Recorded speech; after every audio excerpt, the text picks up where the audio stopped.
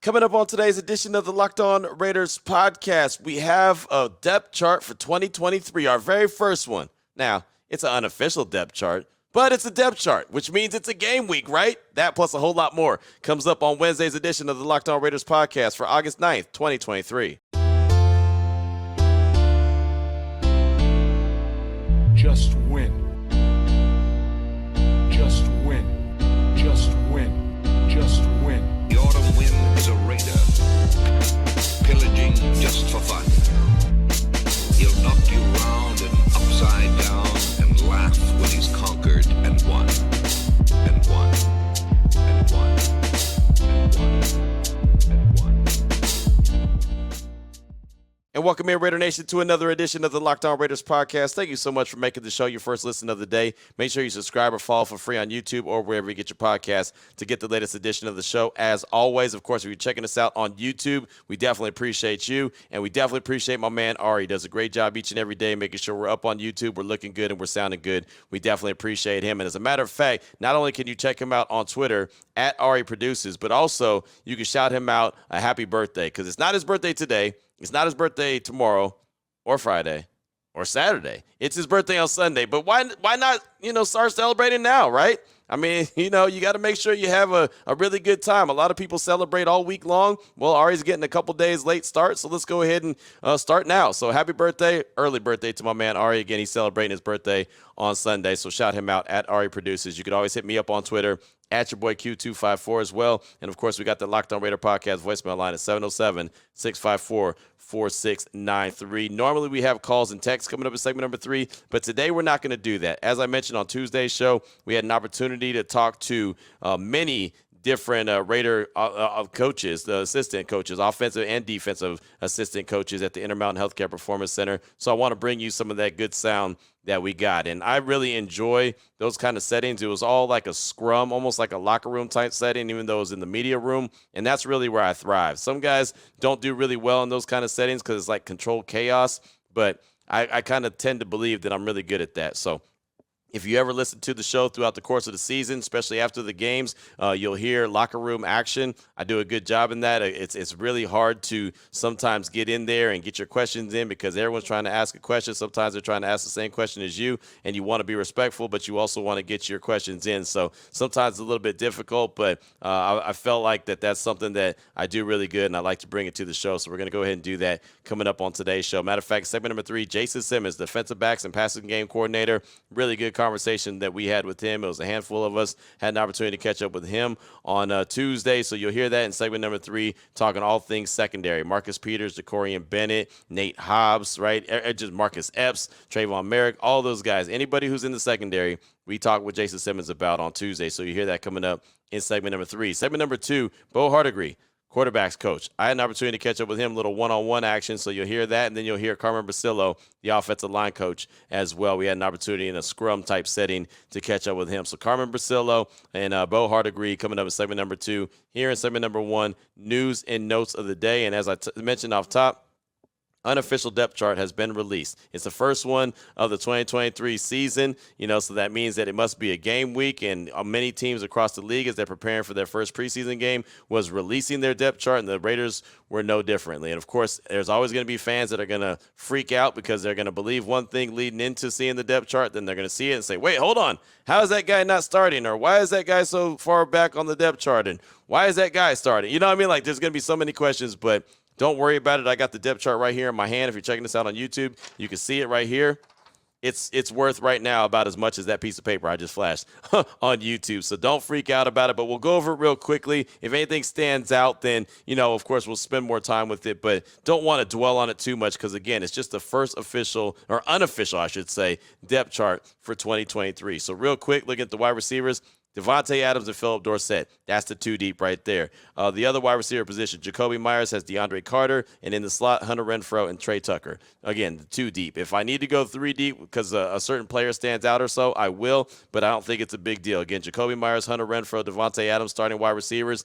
should be no shock there. Trey Tucker, the rookie, DeAndre Carter brought him in as a free agent, and Philip Dorsett brought him in as a free agent. Again, the 2 deep. When you're looking at the tight end position, you're looking at Austin Hooper, followed by rookie tight end Michael Mayer, followed by Jesper Horsted in the 3 deep if you're looking and you want to go 3 deep. But Austin Hooper and Michael Mayer is dealing with a little bit of an injury, was getting stretched out on Sunday, didn't finish up his, was getting stretched out on Saturday, didn't finish up his practice that day, and didn't practice on Sunday. So we'll see if he's in practice today. It'll be in the indoor facility, I believe, because it starts at 10:30. It should be 10:30 to 12:30. And normally when it's later, it's in the indoor facility. So I think it's going to be more like a walkthrough type setting as they prepare for the San Francisco 49ers coming to town for joint practices on Thursday and Friday. So we gave you the wide receivers, hit you with the tight end. How about the offensive line? Colton Miller at the left tackle, followed by Brandon Parker. Left guard, Dylan Parham and Nantani Muti. Center, Andre James and Hronis Grasu. Right guard, Alex Bars and Greg Van Roten. That's the first spot I'll stop. Alex Bars played a lot at that right guard position in 2022. I believe that Greg Van Roten, the wily veteran, we like to call him GVR, he's really pushing Alex Bars. And I know it's only been 10 practices so far, but I think that GVR has an opportunity to steal that spot. The rookie, the undrafted free agent, McClendon Curtis, is in the 3-hole there at the right guard spot. And I do believe everything I've heard, the Raiders like him a lot, but he may be about a year away from being the starter. But that is a big dude. McClendon Curtis is a big cat. So there you go. I do believe he's the guy that's going to make the roster, and he's going to get some burn this year and then be prepared to probably be the everyday starter starting in 2024. But McClendon Curtis is in the 3-hole. Again, Alex Bars followed by GVR Greg Van Roten. At the right tackle spot, another competition. Jermaine Illuminor followed by Thayer Munford, followed by Dalton Wagner, another undrafted free agent. And I think Illuminor and Thayer Munford, they're battling. They are battling for that right tackle spot. I do not believe that is anywhere close to settled. Right now, I mentioned it the other day, if the season were to start tomorrow or if this game on Sunday was actually a regular season game, I believe Thayer Munford would get the start. But the Raiders are going to make him earn it. I think he's more of the size that the Raiders are looking for, Carmen Bricillo and company are looking for at that right tackle spot. But right now, Jermaine Illuminor has been steady enough to hold on to it. But he's had some pretty rough days in training camp. So I do think that Thayer Munford could steal that spot, but he's going to have to go out there and earn it, and he'll get tested a lot this week going up against the San Francisco 49ers. Looking at the quarterback, no shock, Jimmy G, followed by Brian Hoyer, Aiden O'Connell in the 3-hole, Chase Garbers in the 4-hole. Should be no shock. That's how it most likely will be even heading into the season, right? There may be some games when Brian Hoyer is not active, and they maybe have Aiden O'Connell active when they feel comfortable with them. But for the most part, I believe that's how it's going to be. Jimmy G, Brian Hoyer, Aiden O'Connell, Chase Garbers in the 4-hole. Running back position right now, you know how it is. Josh Jacobs isn't there. Zamir White, followed by Amir Abdullah, Brandon Bolden, Britton Brown, Sincere McCormick. It's just that simple. So there you go. Josh Jacobs, obviously, when he signs his contract and he gets to camp, he'll be the number 1 spot, followed by Zamir White. But Zamir White, Amir Abdullah, Brandon Bolden, Britton Brown, and Sincere McCormick is the running back room. Jakob Johnson is the fullback. Defensively, Max Crosby, no surprise. Malcolm Kuntz behind him with Isaac Rochelle in the 3-hole. Jerry Tillery, starting defensive tackle right there with John Jacobs behind him and Matthew Butler, the second-year guy. Also another defensive tackle, Bilal Nichols, followed by Adam Butler and Byron Young, the rookie out of Alabama. Chandler Jones is the other edge rusher starter. Jordan Willis behind him with Adam Plant, the young man out of UNLV in the 3-hole. Linebackers, outside linebacker Spillane, followed by Darius Harris, who they picked up from the Kansas City Chiefs as a free agent, and Curtis Bolton, who's really a special teams dude, who's been playing a little bit more, showing a little bit more on the field defensively, but really he's a special teams dude. Middle linebacker Devon Diablo with Darian Butler, undrafted free agent a year ago behind him, with Drake Thomas, the undrafted free agent from this year, behind him. Luke Masterson, outside linebacker. Amari Burney, the rookie out of Florida, he's in the 2-hole right there. Cornerbacks, how about this? Nate Hobbs, Marcus Peters with where is he? Oh, Jacorian Bennett. I was like, wait a minute. I know I saw Jacorian Bennett. I'm looking at this cornerback, this depth chart, and I'm like, wait a minute. Hold on. Where's Jacorian Bennett? So it has Peters and Hobbs listed as the outside guys with Jacorian Bennett right behind Hobbs, which basically has him as the third corner. So if there's 3 of them out there, it'd be Bennett and Peters on the outside and Hobbs in the slot. At least that's how they've been lining up. But here on this depth chart, it's really basically Peters and Hobbs and then Ja'Cory Bennett in the slot. But that's not how they've been lining up. Behind Peters, Brandon Faison is still listed, even though we know he's injured. Behind Ja'Cory Bennett, Tyler Hall, Ike Brown, and Meek Robertson. This is a very deep room. David Long Jr., Sam Webb, Bryce Cosby, Duke Shelley, Azizi Hearn. I'll say right now, if the Raiders were to go through and cut their corners right now, Hobbs is obviously making the squad. Peters is making the squad. Bennett's making the squad. I'd say Faison's going to make the squad. And looking at the rest of the guys, Hall, Brown, Robertson, Long, Webb, Cosby, Shelley, and Hearn, I would say Hall's going to make it. Robertson's going to make it, which is 6. And if I had to pick one more, maybe Sam Webb, but who knows? He was an undrafted free agent a year ago. Maybe he wouldn't make the cut. But I think that they'll keep 6 or 7 guys. That would be the 6 or 7 guys that I pick as of right now. Safety position should be no surprise. Free safety, Trayvon Merrick, followed by Isaiah Polomoa, and then strong safety, Marcus Epps, followed by Roderick Teamer. Chris Smith, the rookie, in the 3-hole. Jaquan Johnson, also a rookie, in the 3-hole at the free safety spot. Specialist, no surprise, A.J. Cole, Daniel Carlson. Holders, A.J. Cole. Long snapper, Jacob Bobenmoyer.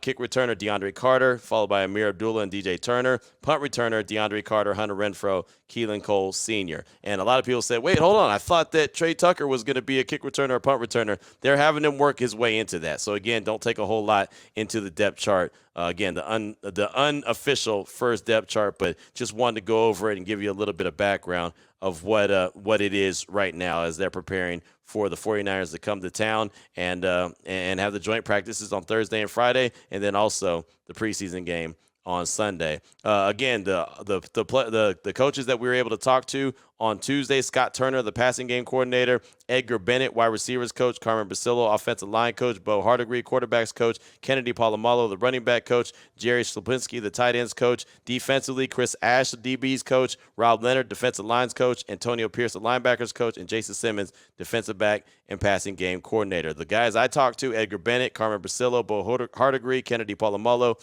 Antonio Pierce, and Jason Simmons. So the only ones I didn't get, Scott Turner, Jerry Slupinski, Chris Ash, and Rob Leonard. There was multiple reasons for that, including there were some guys in the media that were just sitting there camping, talking to these guys, and didn't give us an opportunity to get in there. But for the most part, 6 out of 10 is not bad. I'll take that in about a 40-minute session. So, you'll hear some of that sound. Matter of fact, you'll hear some of that sound coming up next. In segment number 2, you'll hear from Bo Hardegree, the quarterback coach, and also Carmen Bricillo, offensive line coach. And we'll get right to that after I tell you about Underdog Fantasy, the best ball mania 4. August is here. You know what that means, the official start of fantasy football drafting month. Get championship ready for your home league by trying out Best Ball on Underdog Fantasy. All you do is one live snake draft. No waivers, no trades. Underdog, set your best lineup every single week. Try it out with Underdog's Best Ball Mania Tournament. The largest fantasy football contest of all time is back and even bigger. With $15 million of total prizes up for grabs, including an absurd $3 million going to the winner. Last year, the winner drafted their team in July. So you don't have to wait around. You can get it done quick, fast, and in a hurry. Visit UnderdogFantasy.com or find them in the App Store and sign up with the promo code LOCKEDON to get your first deposit doubled up to $100. That's Underdog Fantasy promo code Locked On. Underdog is the easiest place to play fantasy football and the best place for Best Ball. Best Ball Mania 4 is the largest fantasy football tournament ever. Again, as I mentioned, the winner of Best Ball Mania drafted their team back in July, so I don't know what you're waiting for. All you got to do is make it happen. And go visit UnderdogFantasy.com or find them in the App Store. Sign up with the promo code Locked On to get your first deposit doubled up to $100. That's Underdog Fantasy promo code Locked On.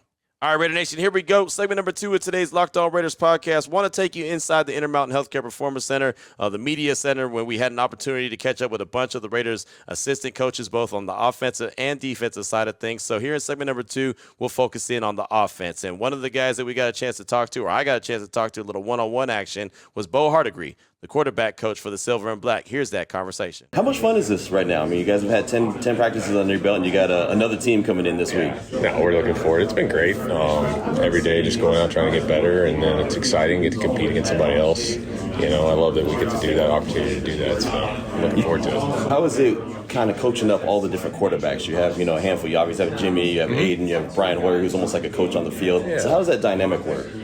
They work really well together. of course, training camp, you get a lot of time to meet and, constantly putting in our installs and working together. They do a really good job of working together. Brian does a nice job of kind of giving his piece from the past that he's had, and Jimmy being a veteran presence, and, my two younger guys too. They all do a really good job of working together. What have you seen from Aiden O'Connell? He looks like he's very eager out there to learn and continue to work. Yeah, all those guys, they all work hard. Aiden being a rookie his first year in the NFL, he's transitioning well. He's asking good questions. The same thing with Chase was last year, and Chase is improving where he is at, and it's just a everyday mentality coming in trying to get better. Do you see them having a lot of fun, having all the weapons that you guys have out there as far as wide receivers and even running backs? Yeah, absolutely. They just, like I said, their mindset is come in and get better and work on something, whether it's the install or something, during special teams, just kind of getting that little bit extra every single day to kind of get ready for the season. I mentioned Brian is kind of the coach on the field, and he's been there, done that. How much does that help kind of him being Aiden's ear a little bit and allow Jimmy just to get familiar with what he's got to do? Oh, Brian's great for the room. He absolutely is, with his experience and, with Jimmy. But they all ask really good questions. And like I said, they all really work well together in that room, trying to get each other better. So there you go. Bo Hardegree right there from earlier on Tuesday at the Intermountain Healthcare Performance Center. It was good to catch up with him for a couple minutes. And, it's cool because it was kind of the calm before the storm. It gets a little bit louder in the media room as more of these coaches started to come in and more guys started talking to different coaches. You'll hear it get a little bit louder. But good stuff right there with Bo Hardegree talking about how important Brian Hoyer is, what Aiden O'Connell's learning. He even brings up Chase Garbers. And, of course, Jimmy G is just trying to get on the same page with all the weapons that the Raiders have offensively. Well, who's going to protect Jimmy G? That's the offensive line. So we had an opportunity to catch up with Carmen Bricillo, who's the Raiders offensive line coach. He is an intense coach. He's one of the best coaches I believe they have as far as assistant coaches go. Here's that conversation that we had with him on Tuesday at the Intermountain Healthcare Performance Center. Well, I think, number one, we're pleased thus far to be able to have a group that we can move around, and the fact that we've had all the same guys out there working. I think it's the nature of the position, just that you have injuries throughout the season, so building continuity throughout the group is a good thing of guys, seeing things or communicating things or doing things a little differently. And doing it with different guys in front of them. And then lastly, competition is a good thing. So, Carmen, there is some continuity this year with the offensive line. It feels like the starting unit, for the most part, comes back. How much of a benefit is that? I think, like we said back in the spring, the benefit of having the guys back is that we have an understanding of what the expectations are as a group and the process, which having awareness of what's going to happen can, obviously help alleviate some problems or get over the hump on some certain things. So we definitely enjoy having, a lot of the guys back in the room and the guys that we've added, fit our mold, and we're excited about it. We've seen a lot of Thayer getting starting reps at right tackle. I don't know what the depth chart looks like this time of year, but like we talked about before, there's a bunch of different combinations of guys getting reps at different spots, different groups. We don't say starters, we don't say anything. Right. It's just, it is what it is. Whoever's out there. I know at some point, I know it's important for you guys, but truly for us, it's about getting better and guys getting work with different guys, and that is a goal of ours to get that, because that's the nature of the position and the nature of the season. How much have you seen Thayer mature from year one to year two? I think, like anything, you like to see that improvement in that regard, just by sheer nature. He's a worker, like the other guys in the room. He and Dylan both going into their second year. But then just the improvement that you've seen with, guys from the spring to now, just having, the two rookies that we have in the room of their improvement as well. So, that's one of my core philosophies as far as, your goal should be constant improvement. I know as a coach, I'm always trying to get myself better, whatever it may be. And I think you expect that as yourself, especially at our position, just because the nature of the position is such a developmental one. You never have it, the skill set and the things that are required to do the position well are not natural. So you've got to really work at them and develop them, and it's never done. Coach, in talking about formulating the best five, obviously it's a mix and match, but what do you look for in the best five? Well, I think by nature, there's certain positions have certain traits, tackle to guard to center. But nevertheless, for us, the core philosophy of all of them are still the same, of being smart, being tough, being committed to their craft, being able to adapt. We do a lot of things and your expectation is to do all those things well. And then, of course, there's a communication element to it. Certain positions have to give more calls. Certain positions have to maybe give more alerts. So pre-snap, somebody be making a call, and then, as we're getting into as the defense is kind of declaring what they're going to do, then a different group has to, maybe make a call. So there's definitely some communication that you look for and require in that regard. Last year, watching Andre, there would be a play, then you'd run up. It seems like this year he's almost quarterbacking a little bit on the offensive line. He's a little bit more comfortable. Am I reading him right? I think the challenge for Andre, and again, you talk about a guy's improving. Andre was a starting center the year before I got there. It was his first year being the full-time starting center, and then I thought we saw a really good improvement. Saw a solid player last year, and you expect that. I mean, you're going in your second year. We expect you to get better. You should see that. So, that being the case, now going into year 3 as a center, primarily position, I think you start to see a little bit more comfortable, being more comfortable. And then I think you see Andre being more comfortable in our system. And our challenge to him was to play faster at the line of scrimmage within our system. In our system, we asked the center to do a lot to set the table. As compared to some other just systems within football, and I think you see Andre just being a little bit more comfortable doing it. How difficult is it to transition to a new voice back there? And Jimmy, how many reps do they need? He had mentioned it takes a lot of reps. Yeah, I think we're so conditioned to the cadences of different quarterbacks and yourself, and no matter how much there's a rhythm to that. So I think if there's any adjustment to that, it's literally just hearing a different voice. And me as a coach trying to emulate what our quarterbacks are doing, because they're hearing me more than anybody. So I've got to make sure my cadence is the same, which is why my wife teases me that, I can hear you're in the training camp because my voice has gone 3 octaves and, I'm gravelly. So there you go. Raiders offensive line coach Carmen Bricillo right there, a guy that I've seen in Jermaine Illuminor's ear quite a bit, trying to coach him up, tell him that we're not going to be the weak link, right? He loves the competition that's there with Thayer Munford and Jermaine Illuminor and, all the different guys, the parts that, the mixed match parts, as you heard him talk about at the very beginning, where he said, hey, we're blessed to have, and he even knocked on the table that he was sitting at. We're blessed to have this competition and really a pretty healthy room right now. So there's good competition there. The offensive line was good in 2022, but we all know that it could have been better. So Carmen Bricillo is in charge of getting those guys coached up and being even better than they were in 2022. So that's the offensive side of things. Bo Hardegree and Carmen Bricillo. Coming up in segment number 3, Jason Simmons, the defensive backs and pass game coordinator for the Silver and Black. You'll hear that conversation here on the Locked On Raiders podcast. Here we go, Raider Nation. Segment number 3 of today's Locked On Raiders podcast. Normally, we have calls and texts in this segment, and we'll get back to that on tomorrow's show as we start talking about what to expect from joint practices with the 49ers as they come to town for Thursday and Friday and prepare for Sunday's preseason game number 1 of the 2023 season. But today, we'll have sound from Jason Simmons, defensive back passing game coordinator. Really good stuff. I always say DBs win games, so that was a conversation that I definitely wanted to be a part of, was with Jason Simmons. Matter of fact, I lead things off here talking all things secondary with Jason Simmons, the Raiders defensive backs and passing game coordinator. Well, Coach, 10 practices in the book. How are you feeling about, especially the secondary and the addition of Marcus Peters, how they're looking so far? I'm excited the way the guys are working. Yeah. I mean, the guys are really bought in to everything we're talking about, effort, communication, and discipline. They know it's a competitive environment, and everybody's receptive to it. I covered Marcus when he was with the Rams, and I remember talking to his positional coaches, and they said that he loves to be coached. He loves to be coached hard, too, and likes to be challenged. Is that kind of what you're sensing as well?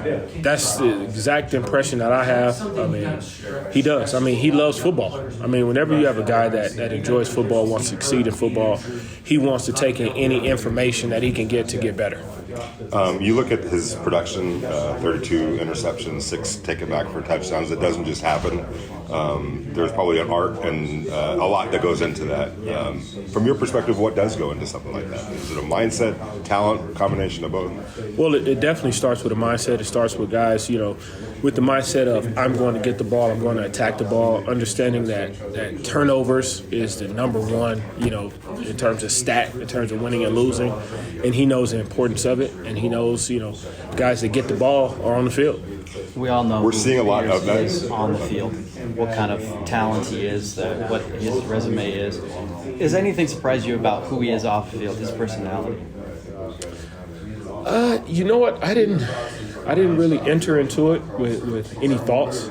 I wanted to get to know the man. So I'm just really happy, that he is a smart player, that he is a player that wants to help the younger players, and that's always good for a veteran. So I've been happy so far with everything with him. How important has he and Marcus Epps been for that room, for the secondary in general? They've been great. Anytime you can bring experience into the room, it's always great for a young room. They've been bouncing things off of the young guys. Young guys been bouncing things off of them. Yeah. So it's been really good. It feels like that carries over onto the field. We're seeing more plays on balls, aggressive plays, interceptions, obviously. Is it carrying? You're obviously talking about it, but do you see it carrying over on the field as well in practice? Yeah, yes, it is. It's always something. Anytime every year you talk about turnovers, you talk about turnover differential, you talk about how important it is, as I said before, to winning and losing. But the guys are coming in, they're taking advantage of their opportunities. I think we're playing well as a cohesive unit, so the guys are seeing some success. But as you know, we're just trying to get better every day. How much a part of the process? I know they brought in Peters a couple of times to work out. How much a part of that process were you, and what was your reaction when they actually landed him, when they finally got him in here? To be honest with you, I know my biggest thing in the NFL is knowing your lane, and my lane is to coach the guys. To be honest with you, I know it's a lot of times they bounce things off the coaches. They do. What are your thoughts? They do. Whenever you can add a player with that type of productivity, that type of experience, it's always good. But my thing is to coach whoever they put in my room and to coach them the best I can. Were you excited though when they landed him? You were like, absolutely excited to coach a veteran, excited to coach a guy that's had success in the league prior. I've been on a lot of good defenses. I know it's almost cliche, but does he bring like an edge, a confidence and swagger when he's on the field to the secondary, added to that? Yeah, well, the biggest thing is, Marcus Peters, he's a man. He's a confident man. I don't think whatever setting it is, if DB room, if he walks in here right now, you'll feel that edge. You'll feel that type of confidence. That's just what he brings. What about Nate and Jacorian? They've been in his ear. They look like they're side by side with him all the time, picking his brain. What have you seen from them, their growth in 10 practices so far? Just trying to learn every day. Trying to learn through successes and learn through mistakes. The one thing when you see with a guy like Marcus, he just stays. It's just even keel. He makes a play, he gets beat, he moves on to the next play, and that's kind of been the biggest thing for those young guys to see. He said he was excited to be called the OG in the room. I don't know who's excited to be the OG, but he was excited. Yeah, you know how it is. You go through different phases in this league. He was the young buck at one point. Right. But the thing is, though, the willingness to give back to the young guys, I really appreciate that and really respect it. Conversely, Jacorian is the young kid in the room, but he doesn't act like it on the field. What are your impressions so far of him and just the demeanor as well as the talent? More so than anything, he was raised the right way. Like, if there's anything, number one, you got to commend, his family. Right. Just the way he was raised, just the young man. Then we could get into the football, but that allows him to be successful wherever he goes. What kind of differences have you seen in Nate Hobbs moving back to primarily working in the slot this season? Nate's a DB. Nate's a football player. I think to ever say that Nate is just one thing would be doing him a disservice. I know everybody speaks to injuries that he had last year and all those things. Nate is just a ball player. We're going to allow Nate to go make plays. Did you see him flourishing? He seems like he's happier focusing on it. He's got the tackling abilities. He can work the inside of the field, which is obviously it's not an easy thing to do for a lot of DBs can't do it. Nate just wants to be on the field. I'll be honest with you.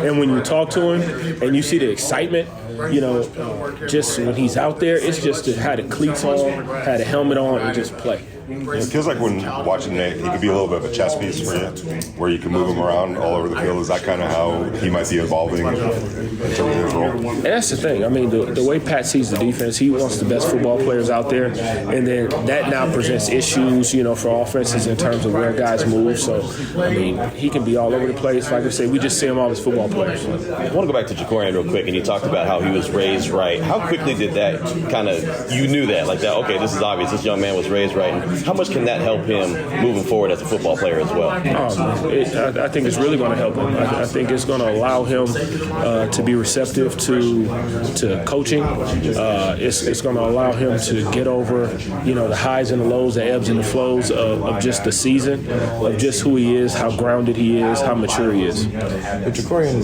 kind of had a unique high school career. He only started 1 year. Obviously played a lot in college, but how much potential do you think he has to continue to grow, given that he's relatively, his experience maybe isn't as extensive as maybe some others? His skill set, he has a good skill set, more so than anything. He has a good skill set to play the position. We're fortunate enough to have a lot of guys that are, it makes it a lot easier to coach when you have, guys that are just so talented in the room and competing. And everybody can play, and everybody wants to play, and everybody wants to compete. And obviously, he has pretty unique speed. He ran a 4.3 flat. How does that just change what he's able to do at that position? And, obviously going against some of those fast receivers he has in the league, being able to keep up with them and catch up maybe if he gets beat early on. Anytime you had that top end speed, something that I wouldn't know anything about. But to have a guy like that who can run with pretty much anybody on the field, it helps, of course. But knowing how to use it. You have a lot of guys that are just fast, but don't have to change of direction, don't have the anticipation, don't have the instincts to play the game, and that's what he's trying to grow right now. I think I counted like 260 games played and like 80 starts on Brandon Faison, Duke Shelley, Malik Robertson, David Long. How the importance of that experience for the roles that you're going to be asking those guys to play, how important is that? Oh, it's always important. It's always important to have guys that have been out there, guys that understand it, and more so what it does is it helps with the pores, to be able to reflect and say, hey, I've been in this situation, and it's more situational football than anything. How much stock do you put in the interceptions that they had on Friday and Saturday? That seemed to be kind of stacking them up, and not only that, but it seemed like they're being spread out across the defensive secondary. How excited were you guys, and how much, or do you see it as just like this is just practice? Yeah, well, the deal is though, we know that the guys are attacking the football. We're excited about that, and the biggest thing is, we celebrated that day, but we also know whether it be in practice, whether it be in the preseason, people are they start counting them when the regular season starts. So we're just focused on getting better. You can only coach the guys that they bring in, as you mentioned. You're going to coach the guys that are out there, but how big was it that they brought guys in from college that had ball production? They were used to getting their hands on the ball, and a Bennett and a Chris Smith. That always helps. Guys who get their hand on the ball, from a young age, usually get their hand on the ball all the way through the NFL.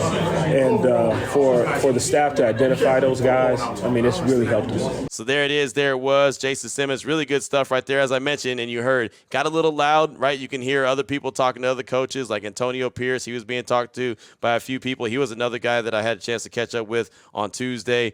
Might bring some of that to the table tomorrow. Who knows? But definitely get back to more calls and texts. We didn't have any today. We'll have more news and notes, and we'll also talk about what to look for in these joint practices going up against the San Francisco 49ers. And, we're just moving fast, full steam ahead, right? Preparing for this Sunday preseason game number 1. Very excited about the opportunity to be back in Allegiant Stadium, be part of the broadcast. Sometime this is the first time I'll be able to do the pregame show and the postgame show by myself. I'll be rocking with Donald Penn, so that should be fun. We'll be at the Torch there, so if you plan on making your way to Allegiant Stadium, make sure you come on by and say what's up. Again, myself and Donald Penn will be there about 2 hours before the game, so that starts around 11 o'clock. Game kicks off at 1 o'clock, so definitely come on by the Torch and check us out. But don't worry, the week's not over. We still got plenty more. Again, we'll get back to news and notes tomorrow. We'll get back to more calls and texts, and we'll talk about what to look forward to for these joint practices Thursday and Friday with the 49ers. Until then, Raider Nation, take care of yourself, take care of your family, love on your family.